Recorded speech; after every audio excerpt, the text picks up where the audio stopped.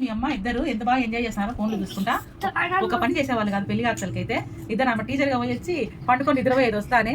ఈమెయితే మధ్యాహ్నం 1 గంట నుంచి 10 వరకు పోయి 11 వరకు మళ్ళీ మీటింగ్ పెడుతుంది. వాళ్ళు ఇట్లన్నారు అని ఆఫీసులో.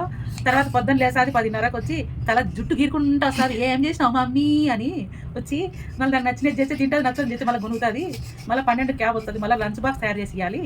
అన్ని చేసి పెడతానే. ఇప్పుడు పెళ్ళిళ్ళు అయిపోయి ఇద్దరు ఎవరి పనులు వాళ్ళు చేసుకుంటున్నారు బాగా. ఎందుకు మాట్లాడతావు? మేము ఎన్ని చేసినా పుట్టింట్లోనే కదా అవి. అత్తగారింట్లో ఎవరు మమ్మల్ని మాకు బాగాలేదంటే కూడా చేసి పెట్టే వాళ్ళు ఉన్నారా? అదే పుట్టింట్లో అయితే అన్నీ చేసి పెట్టేదానివి. ఇంట్లో ఏమో పుట్టింట్లో రాడిలాగుంటాము, అక్కడ మాకు బాగున్నా మేమే చేసుకోవాలి, బాగాలేకపోయినా మేమే చేసుకోవాలి. మాకు అతనికి ఎంతసేపు ఉన్నా పుట్టింట్లోనే సాగేది, అక్కడ కాదు. ఏం చేద్దాం, మీకన్నా 25 ఏళ్ళకి పెళ్లి చేసిన. ఇంకా 25 సంవత్సరాలు పెట్టుకొని మిమ్మల్ని నాకు 18 ఏళ్ళకే పెళ్లి చేసుకుంటున్నాను. నేనే చెప్పుకోవాలి నా బాధలన్నీ. 33 సంవత్సరాల నుంచి పోరాడతాను నేను.